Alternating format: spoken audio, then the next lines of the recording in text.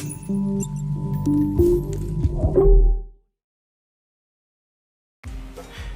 guys, welcome back to another episode of Upsilon Mining. Today we're going to go over, and I guess I'm going to learn along with you, a core concept of network difficulty. Now, I think a lot of people might not understand this, depending on how much time you have in the mining space. So let's get right into it. So here I am on 2miners.com, and the current network difficulty is 13 P, which is like peta. So I guess the difficulty right now, if you take a look at all your the all-time difficulty, right back to when they started recording it, we were at 3.3 terahash, or not terahash. This isn't hash. This is actually a difficulty factor, I think it would be called. So we go back to here, we're at 800 giga, and then 6.66 tera, and then over time it just kind of leveled out here, and you can notice that we had some pumps here in difficulty and drops down, and another pump, more steady stability. And then if you look closely, actually over here, you could see back in July, October, actually probably close to around July of 2020, it looks like the network difficulty started a steady trend upward. And as you take a look here, I know that this whole time here, there was basically a bear market, so there wasn't a lot of profitability in Ethereum, so like the value of the coin was low, I guess. But that being said, looks like the difficulty was also low too. So if you kept mining in this period of time here, my suspicion is that due to the low difficulty, you're going to be finding more blocks more often, and if there's less miners on the network, more of those block rewards would go to you during this time. Now, as you can tell here, whether it be a series of events in the news where people started catching on to crypto mining in general, you can see that it started a sharp rise here near the end of 2020 and spiking up almost to 2021 July, where it would drop down again. Looks like there's a small dip, and it looks like it's back on its way up now, and we're at 13p. Now let's just go over here. So what is Ethereum difficulty, or what is difficulty in general? So network difficulty is a key value for every cryptocurrency, whether that be Ethereum, Ethereum Classic, Ravencoin, Flux, or whatever. The network difficulty is the difficulty of a problem that miners must solve to find a block. The more miners are mining Ethereum, the more miners that are mining Ethereum, the more difficult it is to find a block to be rewarded. Okay, so that's some basically key concept here. Now, from my research, I did determine that a new block is found every 15 seconds or so on Ethereum, and the block reward is, what is the block reward? Let's look it up.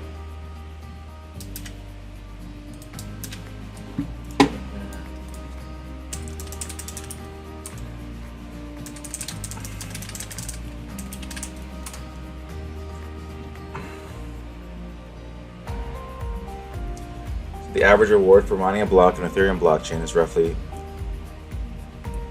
$3,140. Well, that's dollars. What does it say here? It's actually an ETH.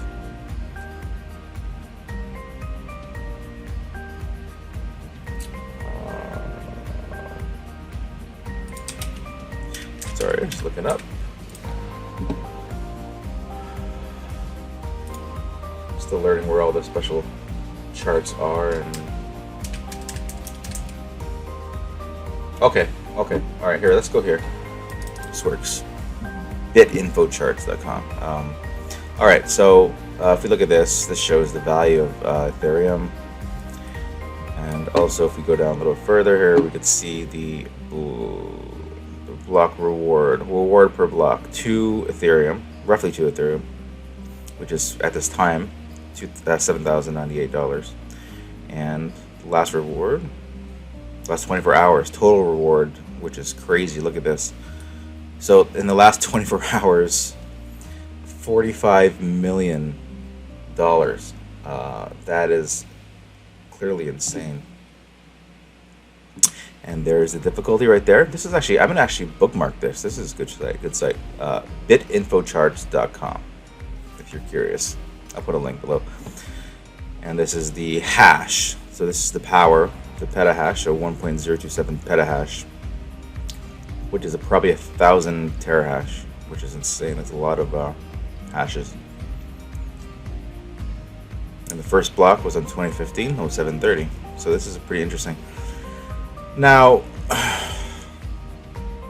in order to create a limited supply and maintain, obviously, the value of the coin, block cannot be rewarded too often, right? So it is every 15 seconds, roughly. You can look it up if I'm wrong. Please comment below.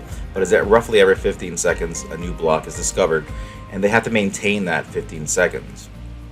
Okay, so if you have 1 million people on the blockchain trying to hash it out to find blocks, you're still going to get a block every 15 seconds. They can't go over that because it's just going to completely degrade the value of the coin.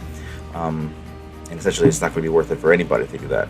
So people jump on pools like 2 miners and share the rewards of those blocks. But the thing is, if there's 500 people on a pool and finds a block, you'll get more reward, so you get more Ethereum when the block's down than if you had 1,000 on there or 1 million. Right, so let's see here. So this is just showing some of the values. A K is 1,000. If you guys are familiar with kilobytes, megabytes. Instead of storage, we're talking about a unit of difficulty. A G is 1,000 M.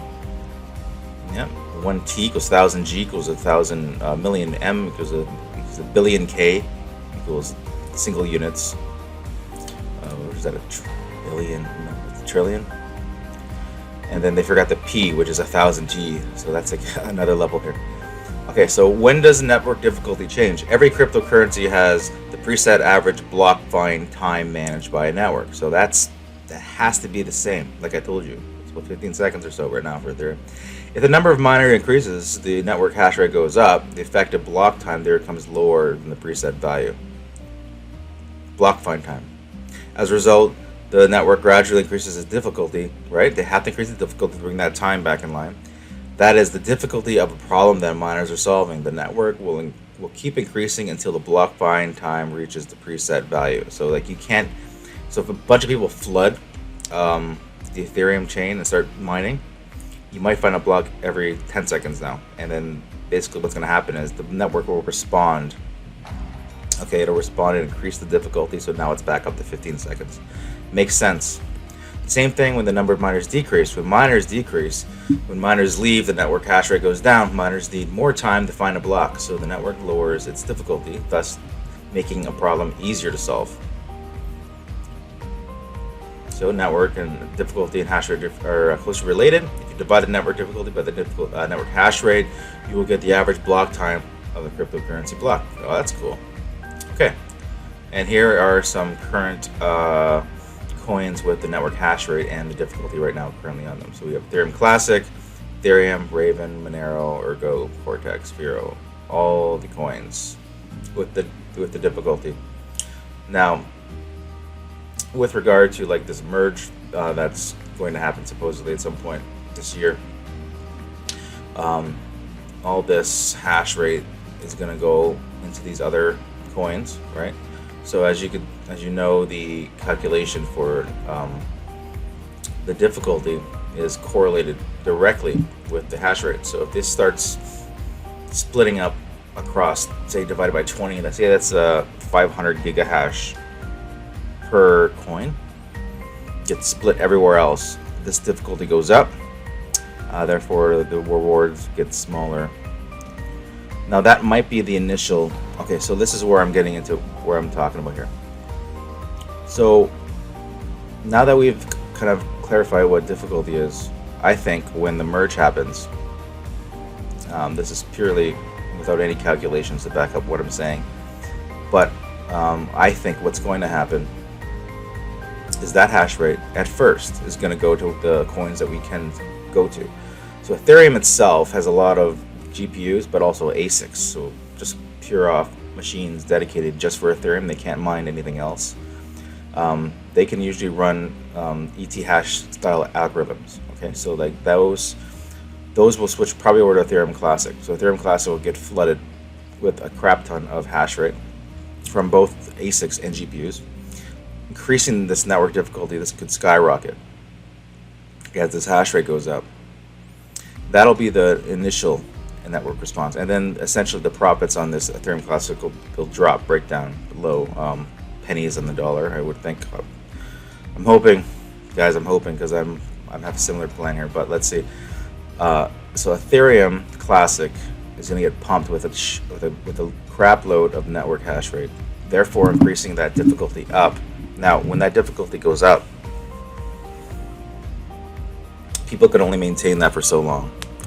Mining, you're running a $10,000 ASIC miner, and it's making 50 cents a day, or $1 a day or something very small, if that $1 a day. And they can only do that for so long because now they're running the power. The power is high. They're depending on where the power is. Their power might cost more than what they're getting back. So it becomes a sprint, like a wrestling match, I think. Who can hold out the longest with the minimal rewards, and in fact pay to mine. Like you're actually paying for an exclusivity, a club of exclusivity. So if we look at this, I wonder if we can look at this on Ethereum Classic. We did that. Ethereum.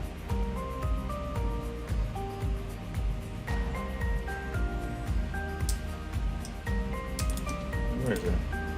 Ethereum miners. So I'm just looking right now to the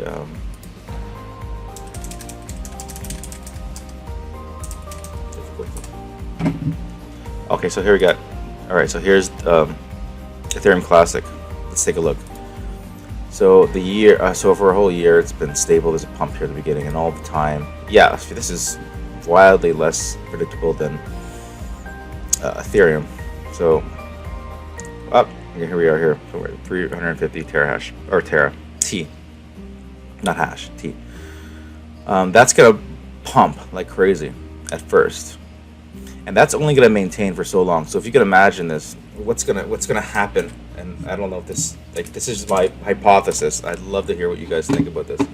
I'm not a mathematician nor a crypto expert here, but this is what I think is gonna happen. Okay, so let's say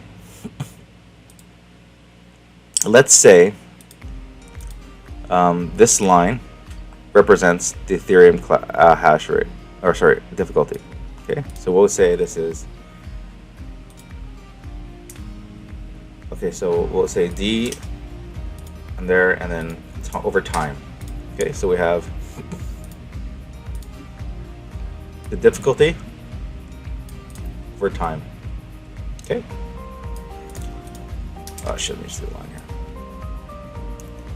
Okay, all right. So bear with me. So we're gonna plot a point in time here. Okay, right here. Okay, we're gonna call that the merge.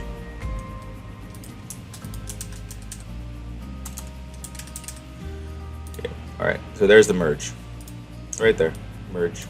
Okay, right now, when the merge happens, you got all these ASICs, you got GPUs, and I think a lot of coins will be similar to this, but I think Ethereum Classic will be the big one, just because, like I said, the algorithm is the same on the ASIC miner, so a lot of people will switch right over to them. And people with GPUs will follow.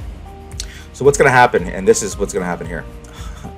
This is an interesting theory, but I'd love to hear what you guys think. Okay, so here's the difficulty. As the merge happens, you're going to get a spike. Okay, it's going to be almost overnight, because like the Ethereum bomb's going to come and hit, and Ethereum's going to be dead, right? And everyone's going to jump on over to Ethereum Classic right away, almost within 24 hours, 48 hours. This hash rate's gonna like dip or jump like crazy. in this small period of time here between this window, I think the rewards will be high until the network adjusts. So you'll get some really good rewards for maybe a couple hours, and then it'll adjust and it'll just dip to bring the block time, discovery time back down. And what's going to happen is this is going to start to level out once most people have moved out, and it's going to be high. It's just going to be high, all right? Okay. Now, this is where it gets interesting, because at this point, you get high electricity here.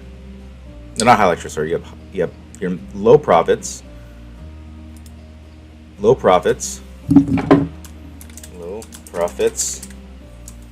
and just low profits, because your electricity will stay the same. It's not, the merge isn't going to affect your local utilities electricity rates. Okay, so let's just, because this is going to take some time, guys. So let's extrapolate this over time. Okay, so what's going to happen is that difficulty is going to spike, and then it's going to level off at a certain point.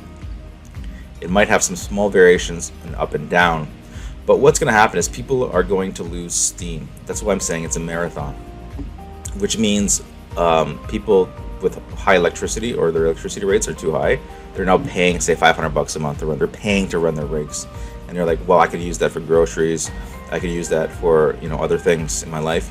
So they're going to essentially shut the rigs off and or sell them. A lot of people might sell them. If you're smart, you'll either just shut them off, or, if you got the money, you can keep on mining. Now, what this is going to happen is it's going to cause a slow decline over time. As people catch wind of this, they might turn the rigs on or off, on or off, on and off. But a lot of people will sell their rigs. And I think over time, what's going to happen is the hash rate is going to drop across, or the difficulty is going to drop across all coins back to pre-merge levels. Might be slightly higher. And what's going to happen then is you're going to get an increase in, right here, you're going to have an increase in GPU prices, just like last time, as long as the supply chain issues are similar in nature. Profits increase. Why? Because the difficulty dropped, because everyone can hold on. Because the electricity rates, or they can't afford, to keep them going, or they wanted the money right away, or they lose faith, right? And this is kind of where you want to be to have where you come in. This is where you want to wait out the storm. Fire back, GPUs on, okay? And if you're lucky, retain further profits as time goes on. So I think this is what's going to happen again, and you might get this up and down swaying for a while. And there's also some other unknowns, so the unknowns are, which also affect the profitability. ETC value goes up or down. Because if it goes up, you're gonna get more profits. Obviously, it might be slowly over time, or it might go down. Now, what you have to ask yourself is, at this point, when it's really, so questions to ask. 1, electricity is more than the coins you're mining, fortunately. Just buy them straight up. So if the electricity that you're paying is more than the coins you're mining, then it makes more sense to just buy them straight up. And that makes sense, right? Because the end goal is to generate these coins. And right now, what it is, it's a balance, a cost-benefit reward balance between cost of electricity and what you're getting. You're sacrificing, say, $1,000 a month in electricity to get $6,000 back in coin. If you're sacrificing 1,000 in electricity and getting 500 in coins, you're essentially at a loss. But are you really? Because if you're looking at the yield, which is a different thing altogether, those coin values might go up, and you could have been profiting the entire time. This is why there's a lot of unknowns, and it's really kind of no one really knows what's going to happen here. right? If the profitability is super low, so like, let's say profits low, but difficulty drops. Okay, so that's a great scenario, but the question becomes, so you're getting more coins, and then you gotta ask yourself, will value spike? Like, will the value go up? So if you're still getting whatever amount of Ethereum Classic in the coin amount per month, and everyone jumps out, like everyone kind of like gets afraid and leaves, right? They're leaving. This is like the exodus, right? Let's just call this the mining exodus. Everyone is afraid, and they bail and they jump ship, basically. So the difficulty drops down. So you're getting more coin now. Like, the question is, like, when this happens, you're going to get more coin. But if the value is still low, it's not going to be worth as much as electricity. But if you have faith in the coin, maybe it's worth to continue mining on if you believe in the project to help further secure the network. I mean, you're part of that. Or you can just go off and buy them and just wait and closely monitor the situation. And the ideal situation is to wait for coin values up, difficulty down. This is where you hop in with your mining farm, and then you go all in. You fire everything back up on whatever coin's most profitable, and you start mining again. Now, if you can remain even just profitable just a little bit, even this $50 a month, it's probably worth continuing to mine. Just for the sake of it. For me, and for a lot of people who are invested in trying to do this as a business as well, portions of your electricity bill become business write-offs and deductions. You can also benefit from the business tax deductions from continuing to pay for the electricity instead of straight up going and buying those coins, because then you're paying yourself personally, and you're paying extra for that income tax. Whereas when you do it through as a business, it becomes either corporate income or capital gains, and everything around supporting that business is usually a deduction in some way or sorts. Don't just take my word for it. Speak to your tax professional if you have one, an accountant. And yeah, so guys, that's pretty much my rambling video here on what I think is going to happen. And that's just one scenario with Ethereum Classic. But this is a special scenario, Ethereum Classic special, because all these ASIC miners are also mining Ethereum. I don't think there's a lot of other ASICs mining. There's no other ASICs mining Ravencoin or Flux, right? And that's a cool thing. The values of these coins might pump and might make it worthwhile, but it might take a while. You might have to, like I said, put in that sacrifice just a little bit here. And when it drops and everyone kind of like gets afraid, man, I can't afford this, and they're all leaving, and then the network difficulty drops because everyone's bailing, and you hold off and you wait, you don't sell your shit, and when it comes back up, you jump right in. Anyways, guys, that's all I had to say today in this video. If you like this video, think this helped, please comment below, leave a comment, and share the video with your friends. Like and subscribe. It helps the channel, and it helps me, and helps keeping me inspired. And let's learn together, and let's take on the world with crypto mining. Crypto mining isn't dead. I don't think it's dead. I mean, sometimes I worry that it's going to die, but there's too much stuff going on to think it's going to die. And that's just not just me just being biased because I bought a crap load of GPUs like most of you probably. Anyways, guys, take it easy. Until next time.